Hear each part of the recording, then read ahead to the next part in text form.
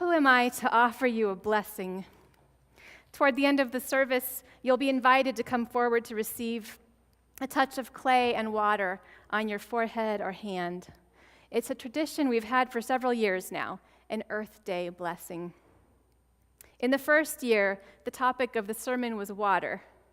In the second year, dirt. In the third, air. And now fire, a symbol of energy and power. What will it be next year? Maybe glitter. The fifth element. I hear there really was a glitter communion in this congregation before I arrived, and I've always been sorry I missed it. Was anybody remember that day? Yeah, it's you. Although I did hear the cleaning crew could have done without it. What does it mean to offer a blessing? And who am I or the other ministers or any person to offer one? A couple of years ago, my husband Carlos was blessed by a curandero, a holy man, an ancient-looking man, Carlos says, with a wise old face and a gentle spirit. As many of you know, a curandero is a traditional folk healer and an important figure in the culture of the Southwest and in Latin America. A curandero or curandera's rituals and treatments are rooted in indigenous wisdom, especially the belief that body, mind, and soul are connected, and that people are part of an interdependent web of being, along with animals, plants, water, fire, and the earth. In curanderismo, the curandero channels healing powers from the divine realm, often by calling upon saints or ancestors.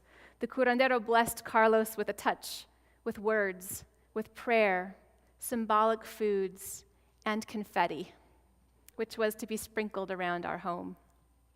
We did sprinkle the confetti, and it was there for a long time, a year maybe, which was sweet and made me realize how rarely we vacuum all the way to the corners of rooms. Every time we looked at it, we remembered the blessing and felt blessed all over again. Some of us, when we imagine what kind of person gives a blessing, imagine that they'd have or think they have some kind of special spiritual power or authority. Or on the other hand, we might imagine that blessing itself is powerless or empty. Frederick Buechner writes, he's a Presbyterian minister, he writes that the word blessing has come to mean more often than not a pious formality, such as ministers are continually being roped into giving at high school graduations, Rotarian weenie roasts, and the like. And to say God bless you to a person, unless that person happens to have just sneezed, is generally regarded as a pious eccentricity. He goes on to say that this hasn't always been the case. He reminds us of the Hebrew Bible story of Jacob tricking his nearly blind father into giving him a blessing that was meant for his brother, Esau. When he discovered his mistake, Buechner writes, Abraham could no more take the blessing back and give it to Esau than he could take the words of it out of the air and put them back into his mouth again. The blessing contained not only the energy of the person giving it, but some of the life-giving power of the spirit of life, or the ground of being, known in this story as God. In Latin American families, it's common for regular people to bless one another, especially elders to youngers. A parent or grandparent may give a blessing to their child, even a grown child, whenever they say goodbye, especially if the child is going on a long trip or facing a big event of some kind. Maybe some of us here grew up in a family like that, like my husband did. A blessing can flow quite naturally from one person to another, and the power comes both from the spirit of the person offering the blessing and also from what they help us open ourselves to receive. Whether it's from a curandero, an elder, a minister, or a friend, to bless another person is to connect them with the power of love, protection, and healing. In this congregation, when we pray for people, we often say that we are lifting them up to the great powers of healing and renewal, known by many names. I'm thinking today about the connection between blessing and power. We're going to come back to blessing. First, I want to point out that in the ancient scriptures of many traditions, the divine is power. The power that caused the universe to exist and the power to destroy, too. In the Hebrew scriptures, that power first caused there to be light, then sun, sky, earth. Later, the destructive power of the divine is portrayed in stories. For example, in the story of God's interaction with Job, who saw his entire life crumble. In that story, God collaborates with Satan to allow hell to break loose in Job's life. He loses his life savings, all the wealth of his household, and then his precious children. His body breaks out in boils, and his wife finds him sitting in a pile of ashes. His friends tell him to his face that his suffering must be punishment for some sin he has committed. When he confronts God, asking essentially, "What have I done to deserve this?" God, the text says, speaks from a whirlwind. "Brace yourself like a fighter," God says. "Where were you when I laid the earth's foundations?" The rest of the speech is a long and illustrative poem about the scale and grandeur of the planet, life, and the universe. From a birthing deer to the constellations of Pleiades and Orion, from the gates of death to ostrich eggs warming in the soil. The whole universe, within which Job is a speck and not entitled to an easy life. Job acknowledges that he had had a sense of entitlement, and then he goes on to build a new life. While other stories hint at a divine theodicy or a system of justice in which the good are rewarded and the bad are punished, and we wish that it were so, the story of Job is an extreme example of something we actually observe in the world, that there is creation and destruction, and humans are made pityingly small in the face of it sometimes. We like to talk more about the gentler, awe-inspiring side of being, like in the reading by Victoria Safford this morning, red-winged blackbirds, crocuses, and wind to lift the tiniest hairs on naked arms in the spring when you run to the mailbox. That's real and beautiful. But there is a harsher side, and the book of Job doesn't dance around it. In the mountains behind me, coyotes are devouring squirrels. Scorpions are eating mice. Birds are eating scorpions. In the end, everything is consumed, and humans are part of the great cycle. It makes us small, and yet there is also a reflection of it all in us. We too have incredible creative and destructive powers, more than any other creature on the planet.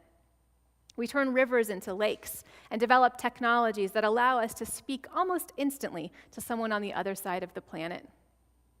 We created nuclear weapons. Many ancient scriptures from around the world not only describe the divine as power, they also portray humans as being made in the image of the divine, or from divine blood and clay, or divine breath and clay. If the divine is a way of describing the great powers of creation and destruction, then there is deep truth to those allegories in which humans are made in the image of the divine. Of all the ways we express these powers we have, the ways in which we've harnessed energy, as in fuel and electricity, may be the most illuminating. No pun intended. This is Faith Climate Action Week, a week in which congregations all over the country are talking about climate change and how their tradition calls them to respond. We have used our power to harness energy, to make light when we want it, to make stuff, lots of stuff that we sell in stores, and stuff that we package all that other stuff with. How many of us have tried to buy a bag of something and then had the cashier try to put the bag into another bag so that we could carry? We love to just package and package and package. Energy enables us to move quickly across the face of the earth in cars and airplanes, but in doing so, we've lost sight of the limits of our power and of our place in the order of things. We've begun to behave in a way that invites a Job-like response from our powerful earth, a show of power back at us that puts us in our place. NASA says that 97% of actively publishing climate scientists agree that climate change is due to human activities.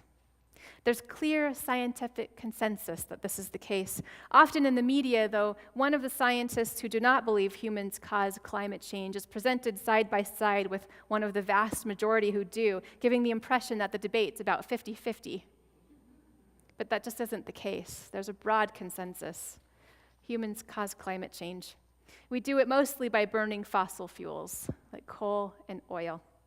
In the US, it is the second biggest offender, right after China, which only recently passed us. The level of heat-trapping greenhouse gases in the atmosphere is the highest it's ever been, about 30% higher than the highest point in the last 400,000 years. So the Earth is warming. The 20 warmest years have occurred since 1981, and 10 of the warmest years have occurred in the last 12 years. Glaciers are melting. When they do, they stop reflecting the light and they become water that absorbs the heat. Sea levels are rising, swallowing up land twice as fast in the last 10 years as in the last century.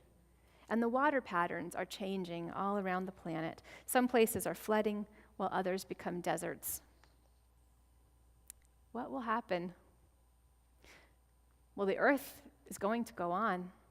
The question is whether we and other creatures we need and love will be able to live here.